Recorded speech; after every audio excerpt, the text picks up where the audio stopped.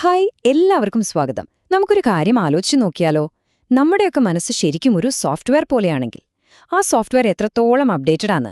വാ, നമുക്കിതിനെപ്പറ്റി കുറച്ചുകൂടി ആഴത്തിലൊന്ന് നോക്കാം. ഇതൊരു തമാശയല്ല, ഒന്ന് കാര്യമായി ആലോചിച്ചു നോക്കിക്കേ. നമ്മളിപ്പോൾ ഉപയോഗിക്കുന്ന ഫോണൊക്കെ ഏറ്റവും ലേറ്റസ്റ്റ് മോഡലാണ്. പക്ഷെ അതിൽ ഓടിക്കുന്ന സോഫ്റ്റ്വെയർ ഒരു 50 കൊല്ലം പഴയതാണെങ്കിലോ? അതുപോലെയാണ് നമ്മുടെ കാര്യവും. ലോകം മുഴുവൻ മാറിക്കൊണ്ടിരിക്കുമ്പോൾ നമ്മുടെ ചിന്തകളും വിശ്വാസങ്ങളും ഇപ്പോഴും പഴയ കാലത്ത് തന്നെയാണോ സ്റ്റക്കായി നിൽക്കുന്നത്? അപ്പോ നമുക്കാദ്യം തന്നെ ഏറ്റവും വലിയൊരു പ്രശ്നത്തിലേക്ക് വരാം.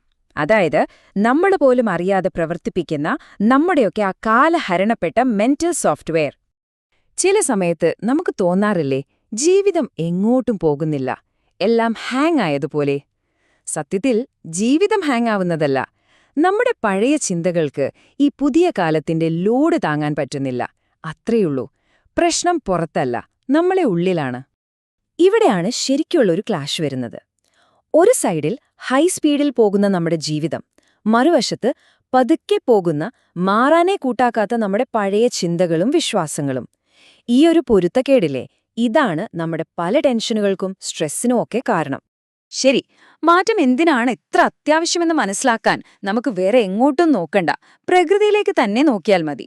അവിടെ നിന്നും നമുക്ക് ചില കിഡിലൻ പാഠങ്ങൾ പഠിക്കാനുണ്ട്. ഇതൊന്ന് കേട്ടു നോക്കൂ.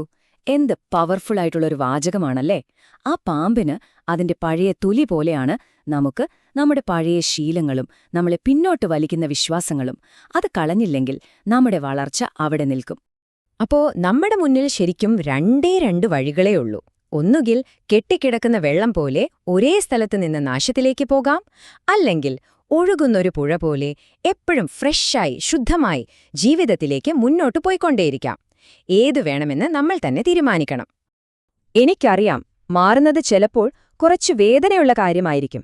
പുതിയ കാര്യങ്ങൾ പഠിക്കാൻ ബുദ്ധിമുട്ടുണ്ടാകും. പക്ഷെ ഒന്നോർത്തു നോക്കൂ, ഒരേ സ്ഥലത്ത് നിന്ന് അഴുകിപ്പോകുന്നതിനേക്കാൾ ഭയാനകമാണോ ആ വേദന? ഒരിക്കലുമല്ല. ഓക്കെ, അപ്പൊ ഈ പ്രശ്നങ്ങളെക്കുറിച്ചൊക്കെ സംസാരിച്ചത് മതി. ഇനി നമുക്ക് കുറച്ച് പ്രതീക്ഷയും പോസിറ്റിവിറ്റിയും തരുന്ന ഒരു കിടിലൻ ഐഡിയയിലേക്ക് പോകാം. റെഡിയല്ലേ? 1975 വന്ന ഒരു വാചകമാണിത്.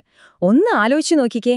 നമ്മളെ തന്നെ മെച്ചപ്പെടുത്തുന്നത് വെറും ഒരു പേഴ്സണൽ ഡെവലപ്മെന്റ് ടാസ്ക് അല്ല, അതൊരു തരം ആരാധനയാണ്, ഒരു സ്പിരിച്വൽ ആക്ടാണ്. അപ്പം എന്താണ് ഈ പറയുന്ന സ്വയം സൃഷ്ടി? സിമ്പിളായിട്ട് പറഞ്ഞാൽ നമ്മൾ തന്നെ നമ്മളെ അപ്ഡേറ്റ് ചെയ്യുന്നൊരു പ്രോസസ്സാണിത്. നമ്മളെ പിന്നോട്ട് വലിക്കുന്ന പഴയ ചിന്തകളെയും ശീലങ്ങളെയും ഒക്കെ അൺഇൻസ്റ്റോൾ ചെയ്ത് നമ്മുടെ യഥാർത്ഥ കഴിവുകളെ പുറത്തുകൊണ്ടുവരുന്നൊരു പരിപാടി. അപ്പോൾ ചോദ്യം ഇതാണ്, ഇതൊക്കെ എങ്ങനെ ജീവിതത്തിൽ കൊണ്ടുവരും? ഭയങ്കര സിമ്പിളാണ്. നമുക്ക് നോക്കാം എന്താണ് ചെയ്യേണ്ടതെന്ന്.